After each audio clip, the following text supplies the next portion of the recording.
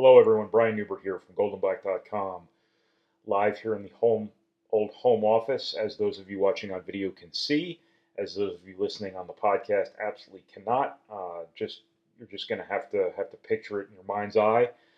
Um, this is going to be your GoldandBlack.com Saturday Simulcast, our new weekly tradition that brings so much joy to the masses. My coworkers have finally had it with me. They're just done interacting with me. They can't stand me. I don't blame them. They've left me to sink or swim all by myself this week. Again, I cannot blame them. In all actuality, we figured the pertinent topic this week was basketball recruiting. I am our basketball recruiting guy. Actually says it on my business card, basketball recruiting guy. If they make business cards anymore, I don't know. And I don't like handing paper back and forth. Anyway. The reality is that this is going to be a basketball recruiting show this week. I have been negligent in providing you podcasts after each Purdue basketball commitment lately. I think I'm about four in the hole here. Brian Waddell, Fletcher Lawyer, Braden Smith, and now Camden Heidi. It's not that I don't intend to. It's just I just forget. More and more, I forget things. And I'm going to make it up to you here. Once again, this is our GoldandBlack.com Saturday Simulcast. I'm going to talk to you a bunch about basketball recruiting here. This is brought to you by our friends at Purdue Union Club Hotel.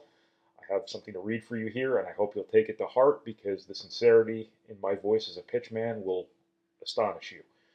The Union Club Hotel at Purdue is a Travel and Leisure World's Best Hotel nominee. Voting is open, so visit PurdueUnionClubHotel.com for more details and to show your Purdue pride.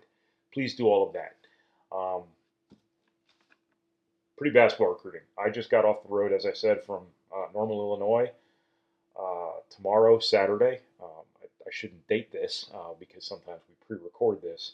Saturday, as you know it today, I will be in Indianapolis at the IBCA showcase, underclassmen showcase, I guess they call it. It goes by a lot of different names, but it's 100 players in a gym with a bunch of coaches and a bunch of coaches watching.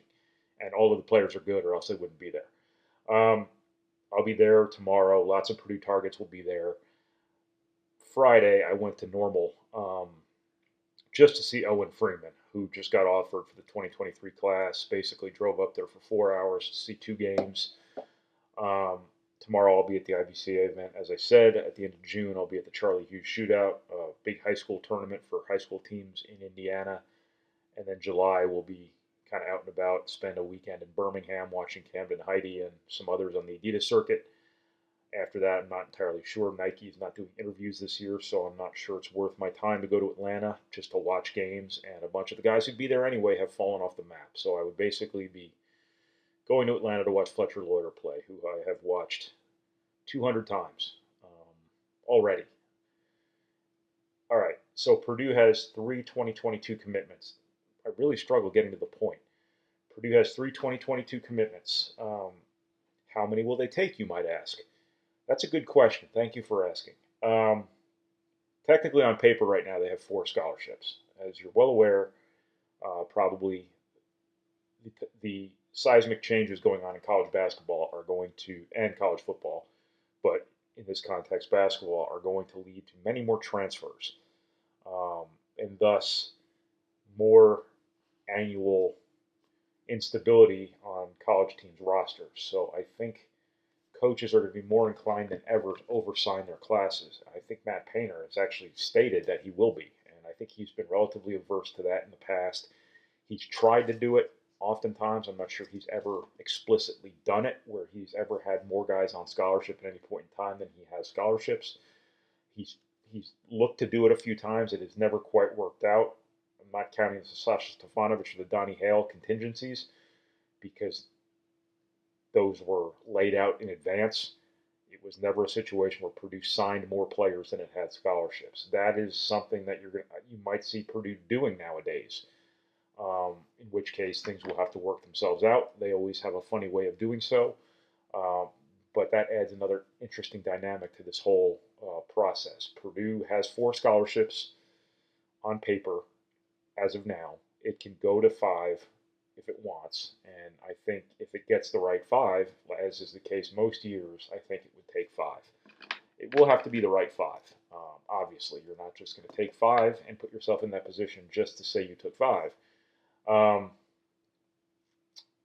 But as of right now, they have 3, and I'll run through those guys really quickly. You probably know all of them by now if you pay attention to our site on a day-to-day or at least regular basis. Camden Heidi, I'll go in reverse order of their commitments. Camden Heidi, obviously, is the... I'll have to confirm with him in Birmingham that it is Heidi and not just Hyde. I'm pretty sure it's Heidi. I think I asked him 2 years ago the last time I saw him, but 2 years ago now seems like 10 years ago. So, as I said earlier in this thing, I forget stuff as I get a little bit older. Camden Heidi is... I'm not really sure what he is these days because I haven't seen him in 2 years. But the last time I saw him, he was probably more like a 2 guard, like a 6'5" type of shooting guard who'd probably be either a shooting guard or that small forward type in college, that third guard. Now he's, everything I understand, he's a legitimate like 6'7", 205, 210 pounds. So he looks like a forward now. At least as he's been described to me. So a 6'7", 205-pound player with guard skills, you can do a lot of different things with that in college basketball nowadays. You can put him at the 4 and play small. You can put him at the 3 and play big. You can put him in the backcourt and play really big. You can do all sorts of different stuff. If a guy can make a shot, you can put him in the backcourt easily. One of the big things about Purdue's recruiting here lately, I think, is that I think they're putting together a roster where they got a chance to continue being pretty good on offense, but they might have to figure some things out defensively because being able to stay in front of people and things like that, lateral quickness, athleticism, kind of stuff like that. I don't know if we're going to have a complete roster in that regard, and I'm kind of putting that nicely. And I think you're probably you've already seen Purdue kind of evolve from that high pressure man-to-man team to they're not a pack line team, but I think they're trending in that kind of direction where it's more about gap help and extra defenders running at the ball to make sure that everybody's insulated against the dribble, things like that. And Purdue had a roster this year that was pretty limited to a man, against the dribble. And I think there's some things there that are probably going to be here to stay to a certain extent. But, Purdue is taking a lot of skill. And, I think Camden Heidi is another one of those guys who, has a reputation of being a really good three-point shooter. And when you're 6'7", 200-plus pounds, and, Purdue's coaches are, mentioning you in the same breath as Dakota Mathias and Ryan Klein in terms of your ability to shoot, based on what I saw 2 years ago. And granted, Camden Heidi at that time was a 15-year-old playing with 17-year-olds, so that's important context. Now he's a 17-year-old playing with 17-year-olds. This is a guy who played varsity basketball, I think, as an 8th grader, if I remember correctly. But if he can shoot the way he's reputed to be able to shoot, that's your true kind of small forward. That's your, I don't want to throw comparisons out there, but that's your big-time shooter at the 3 with a forward body and a guard game, and you can do a lot of different things with that. And so it's going to be really interesting to see where Camden Heidi fits in. Purdue knew right away they wanted him. I don't know if his position right now is necessarily a desperate need, because you are going to try to play Trey Kaufman a little bit on the wing. Trey Kaufman-Wren, I'm sorry, that's going to take a lot of getting used to. You did just take Brian Waddell here in the last class alone. So Purdue's going to have some bodies. Purdue's going to have some options. Purdue's going to have some variations they can throw out there at that position, notably the 3, I mean. But if Heidi can move around, there's nothing wrong with interchangeability. There's nothing wrong with versatility. Those things are absolute assets, and I think Camden Heidi can really give you that. And I think he's kind of a good basketball IQ guy with handles and shooting ability and a forward's body, and there's a lot you can do with that kind of thing. That's the best way I could put it. This is a top 100 player, who came down to basically Purdue, Minnesota, Virginia Tech, Vanderbilt. Doesn't exactly probably look like the biggest time list ever, but there are good programs in there. But this is also a guy who was offered through the course of the process by Arizona, Florida, Texas, Ohio State, Wisconsin. I'm trying to think of others. Creighton Xavier. This is a guy who was a really, really high-end recruit. And, there was at one point in time when I was watching him play as a freshman with 17-year-olds again, I was thinking, by the time this kid's a senior, we're going to see what, Duke is going to have to make a decision on a kid like this. That I'm not sure that ever materialized, but maybe it would have had anyone seen him play at any point in the last year and a half. That's kind of the important undercurrent of all of this recruiting stuff going on right now is that yesterday, Friday, was the first day since 2 summers ago that coaches could see players in person. And live streams suck, and it's just not the same watching players online or just taking people's word for it, or watching Huddle or watching mixtapes, whatever it might be, that coaches were using to evaluate players. There's no telling what kind of level a guy like this might have gotten recruited at had things been normal. And again, this is a guy who's offered by all those schools I reeled off before. This was a really big time get for Purdue in that regard. Prior to him, Braden Smith committed to Purdue. Obviously, Purdue got back in the market for a point guard after Jameel Brown decommitted after Micah Shrewsbury left for Penn State. I had college coaches, by the way, texting me from Jameel Brown's games on Friday, telling me how well he was playing. I think he's a really good player. I think he's a great kid, and it's too bad for Purdue that didn't stick because I think they had a good one there for a while. But that's completely understandable. I think he got, things were weird. Nobody knew when they were going to be able to visit. Some high school guys were probably a little bit spooked by the transfer stuff in terms of transfers, taking scholarships, things like that. It just didn't work out. But, for a while there, Purdue had a really good player committed, and we'll see where he ends up. I hope he does well because my interactions with him were always very positive. You didn't click on this podcast to hear about guys who aren't coming to Purdue. You clicked on this podcast to hear about guys who are coming to Purdue. So I will get back on task here. Braden Smith is the point guard. Purdue got committed in May, I believe, if that's correct. He fills the point guard need that obviously cropped back up when Jameel Brown opened back up. I remember the first time I watched Braden Smith play. I don't know if he had a great game or anything like that, but I remember thinking, this guy, Matt Painter, will do something with this guy because he is that sort of guy. He's competitive. He's smart. He's tough. He plays with a certain energy to him, and he's just the sort of guy that, sometimes there are physical limitations. He's probably 5'10", 5'11". He's not exactly, Russell Westbrook from an athletic perspective. He's not exactly, I'm trying to think of a really quick point guard. How can I not do this? He's not the prototype from a physical perspective, but he is,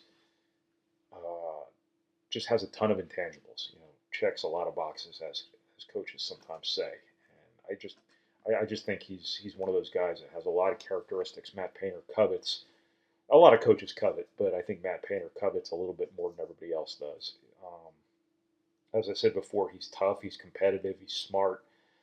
If he can take care of the basketball at a really high level, at the next level, if he can make open shots at a really high level at the next level, I think Purdue might have a real player on a real valuable player on its hands here because I don't know if he's ever going to be Aaron Kraft or he's ever going to be Cassius Winston or whatever at Purdue, but I think he can be a really good piece on good teams, and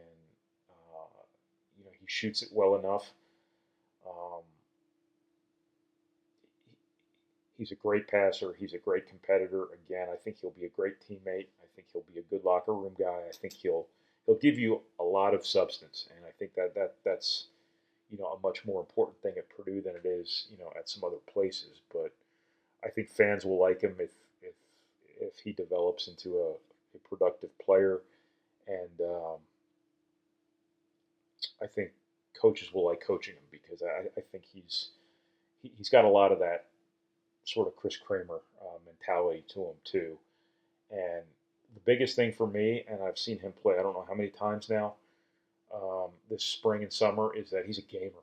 He's just a competitive dude, and I think when he plays better teams and when he plays better competition, he plays better. And I think that's certainly, something that's there's something to be said for that in terms of his value as a player. That it just reeks of his competitiveness, and I think that that's a really positive thing. Every time I've seen his team kind of middle through a first half and you know be tied or trailing a team they should beat in an event, um, he goes crazy there. Let me straighten this thing out. I keep playing with this thing. He just situationally he raises his level, and that speaks to his competitive drive. Um, and that's I don't know if there's a higher compliment you can pay a player than that. Fletcher Lawyer is one of the most skilled offensive players Matt Painter has signed at Purdue. Um, right up there with Dakota Mathias, Ryan Klein. I know these are the comparisons we always roll out with these guys, but Fletcher Lawyer is an elite shooter. He is an elite jump shooter. Um, if there's anybody better in the country at shooting the basketball than Fletcher Lawyer, I'd like to see him because he's an elite three-point shooter, but he's a really complete shooter. He makes mid-range jumpers. He makes jumpers off the dribble. He makes jumpers off the catch. He makes pull-ups. But he's also just a really crafty scorer. He's a guy with a little bit of kind of European influence in him. It seems like he's just really crafty, really clever, understands angles, understands leverage. Um, it's just really clever is the best word I can come up with. Fans are really going to like him if he, again, pans out into a productive player, which I'd be astonished if he doesn't. I think he will make Purdue a better offensive basketball team from day one on campus. I think he's a really good passer. Again, he's a very smart basketball player. I think teammates will love playing with him because I think he makes people better in addition to being a destination type player offensively. And I don't know how much more I can gush about Fletcher Lawyer, but I've been a huge fan of his as a player ever since the first time I saw him play during the pandemic last summer, during that bizarre Walking Dead phase of AAU basketball last year. Um, I just think there's going to be a pretty marked adjustment for him defensively at the next level. He's going to have to get bigger and stronger, but um, I just don't see any way he's not a productive player at Purdue. I just don't see any way he's not a really good player at Purdue, to be honest with you, because he's just so skilled and he comes from such an extensive basketball background, and those guys have all paid off at Purdue. Guys who were sons of coaches, whatever it may be, who grew up around the game. They have all been, it seems like they're all successful at Purdue. There have been a couple of exceptions now that I think about it that need not be named, but I just don't see any way around Fletcher Lawyer not being a really valuable piece for Purdue. Again, I think you're going to have to hide some things defensively, stuff like that. But I think the offensive payout is going to be well worth it on a lot of these guys, as it was with the Dakota Mathias is a bad example because he became a good defensive player. The Ryan Kleins, the Vince Edwards, the DJ Birds, guys like that. I think you're really going to like Fletcher Lawyer because he's a blast to watch too. He's just fun to watch. Now, he's not gonna come out of Purdue right away and look like Steph Curry like he does sometimes in AAU basketball, grassroots basketball, but you are going to see a lot of his offensive value come out, I think, right away. Can't miss player, if you ask me, in terms of at least being a very productive, if not very good player at Purdue. Um, he's an absolute jewel, and I think that Michigan offered him really early. I don't know how hard they necessarily recruited him thereafter, but this is a guy too that had people actually gotten out live and seen him shoot the basketball in an EYBL event. The way they would have 2 years ago. This is a guy who would have been, a really, really highly recruited player, a national type of player. I think from an offensive perspective, he's blue blood good, and I think that could have happened for him had there been not that there's any trepidation on his part about Purdue. He was all in from day one on Purdue. A really unique case for Purdue because his brother Foster played at Michigan State, so Fletcher had actually been to Mackey Arena for games. His grandparents live in West Lafayette, or I guess in Battleground. His grandfather actually played at Purdue way back in the day, and they have extensive connections to the Lafayette area, so he knows what Purdue's all about, more so than a lot of kids would. And just, I think that's another big picture kind of theme about this class is that I think there's built-in investment in some of these guys. I think Camden Heidi grew up a Purdue fan. His dad is from Lafayette. Fletcher Lawyer probably was very, very conscious of Purdue, grew up around the Big Ten. Obviously has some connections to Lafayette, West Lafayette. I think Braden Smith is a Purdue type of guy from right down the street who probably won't enjoy, or will probably particularly enjoy, wins over Indiana and detest losses to Indiana should any occur. Um, Stuff like that.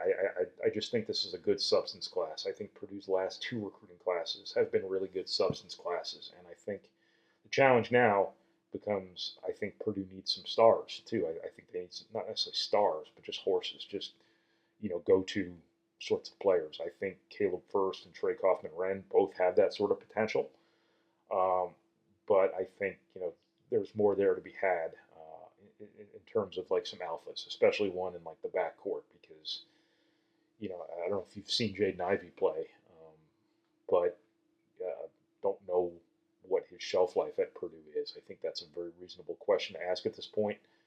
Um,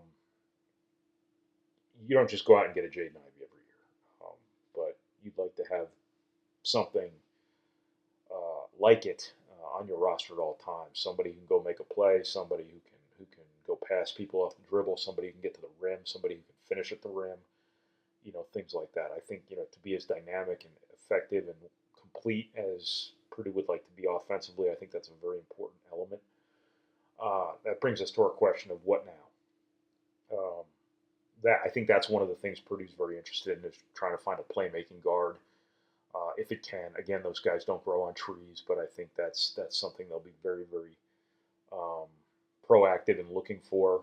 There's been some options here who have seemingly gone by the wayside here. Justice Williams was going to officially visit, then put out a list of Auburn, LSU, somebody, and then somebody else. And it was UConn and one other. And it was just, Purdue was the sore thumb on that list, if you know what I mean. And the sore thumb got cut off last week, and Justice Williams committed to LSU, so that visit won't happen. Seth Trimble's a guy they recruited for a long time. Doesn't appear as if he's going to make a visit. So fair to say that one's probably going to North Carolina or Michigan or somewhere like that. They're going to have to go out this summer and look for guys like this.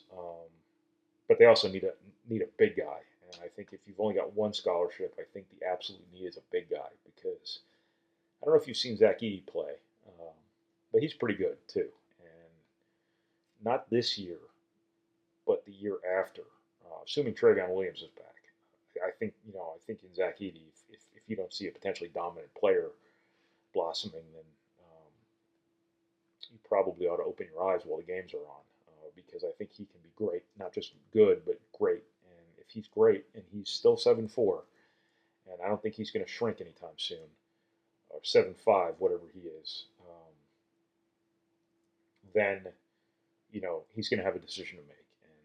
And it's an unbelievable luxury for Purdue to have a borderline All-American Travion Williams, who beats the hell out of people for a couple of minutes, and then they bring Thanos off the bench here, and he does what he does, and just an unbelievable luxury. But at some point in time, Thanos is going to be the starter, and he's going to be perhaps the best center in the Big Ten one day, and potentially a 20-10 type of guy, and he's going to have a decision to make. And I'm talking in circles right now. My point is that Purdue is going to have to make sure that it doesn't fall off the map at center, because right now your other center is Caleb First. He's going to play some forward also, but you want to make sure that you don't get left without anybody at the one position you've always been able to count on having not just one but two really outstanding players for the last 5, 6, 7 years. One way or another, Purdue has figured that part out. They've always had at least 2 good centers on their roster at all times, and I think they have to prepare for all outcomes at that position. The guy to watch there, Keba Njai, who's from La Lamere up in LaPorte, originally from Ohio. A guy who I saw last summer during the Walking Dead phase of the AAU cycle, and saw again often this spring and summer, and he is markedly better than he was last year. He is improving very rapidly, and he was pretty good in the first place. Just a 6'9", 6'10" emerging center with a good body, the ability to make a jump shot, an array of post moves, good height, good length, good mobility, the whole package. I think he is going to be a really, really good college player wherever he goes. I think Purdue and him are made for each other. I think they would be perfect together. That's not. People joke with me about me wanting this to happen. I have no horse in the race here, but I'm just saying I have covered Purdue long enough to know what works at Purdue, and Keba Njai is what works at Purdue. And I think he'd be a really big get if Purdue can get him. Maybe not the sexiest get in the world. I think he's in the Rivals 150, but he's not like a top 100 guy or anything. Kansas State and Butler. I don't know if Butler's offered yet, but I'm sure they will. Are his offers to this point, his high major offers at least. This is a guy that if he plays the way I saw him play in the spring, in front of college coaches, he's a guy who might wake up on a Saturday morning with 3 offers and go to bed that night with 12. That's what happens in the EYBL, Nike's AU circuit. So I could see that very much happening for him if it gets that far. Purdue was going to have him on campus this weekend, had to postpone it. Once they have him on campus, they will offer him a scholarship. I am quite certain. I am dead certain, actually. And in the best case scenario, they can get him wrapped up. I don't know if that's a likelihood. I don't know if that's a probability, a possibility, or whatever. But I think that there's a strong case to be made there for Purdue. So Keba Njai is definitely somebody to watch for Purdue. Jalen Washington, obviously, is the other big name. A lot of you have probably been waiting for me to finally get to talking about. He is just a really talented kind of 4-man. I think he can probably play center too, but from a physical perspective, I think he's better suited at the 4. He could play the 5 and be a real matchup problem for people on the perimeter, but I think he's being recruited exclusively as a 4-man, can shoot from the perimeter, has great length, has great athleticism, great height, makes pull-ups, makes threes, drives off the dribble, finishes at the rim, gets out in the open floor and runs. He's just a fantastic prospect. And, I was wondering what he'd look like in the spring after he's got hurt a bunch. 2 major injuries early in his high school career. Finally got through a season relatively healthy this year. I'm sure he was a little bit limited after his ACL injury his sophomore year, but he looked awesome this spring. And, Purdue's been recruiting him for a very long time. Brandon Brantley has a fantastic relationship with him. That's really going to matter. This is one of those deals where, recruiting kind of bottlenecked there for a while, and now the bottleneck just breaks, and it all comes out right now. And they're going to be overwhelmed here, and it's going to be interesting to see, how Purdue's relationship with him kind of endures and how it ultimately matters in recruiting for him. Because I could see all the blue bloods coming after him too. When all is said and done this summer. As of right now, I would think Purdue would be the choice, but as what happens right now is not relevant whatsoever because the hard part is yet to come here. But I think Purdue has a real chance at I don't know if he's a 5-star. I think he's a 4-star. But if he plays this summer the way he played in the spring, when I saw him, and I know he played when I didn't see him, he might be a 5-star when all said and done. So Jalen Washington from Gary Westside up in the region is definitely one of the 2 guys who I'd probably put the most emphasis on in this class moving forward. Terrace Reed officially visited, another big guy from the St. Louis area, where they stand with him. I don't know, so I'll leave it at Keba Njai and Jalen Washington as the two to watch really closely for this class. Purdue will keep recruiting guards, as I said before, see where they go from here. It's either going to be a 4 or 5 man class.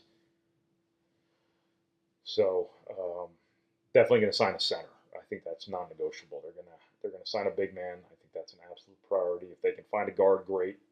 I don't know what they do if Jalen Washington wants to commit, other than take him and then throw a parade. But it's going to be a really interesting summer because things can really change very quickly this year. They already have. I mean, Purdue had like 4 visits booked for June that just aren't going to happen now because a visit from Josh Dix from Iowa got canceled because Camden Heidi committed, took his spot. Justice Williams was going to visit, didn't because he decided he was going to do something else. Ultimately committed to LSU very quickly. The Keba Njai visit hasn't happened yet. It will happen, I'm quite certain. The Jalen Washington visit hasn't happened yet, but it still might. I'm not sure exactly what the holdup is there. But things can change very quickly. Purdue's kind of in the middle of what I might call a little bit of a reset here. You got 3 commitments toward your 4 or 5. You have to go out and watch some more players, see what you can find, but also really reassess what you absolutely need. Maybe watch your team a little bit more through the course of the summer. Decide on what you think you really want to keep an eye out for this summer. Things like that. It's going to be a really interesting next couple months to see, what Purdue decides it needs most. How bad does it need a guard? Things like that. But also what new names, they go out in June and July and find and, target and, perhaps ultimately get.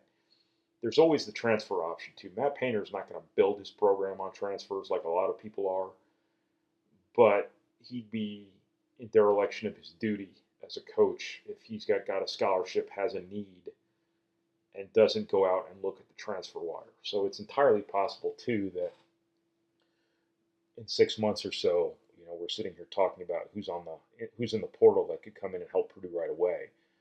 Let's say, hypothetically, something happens with a guy leaving early for the NBA.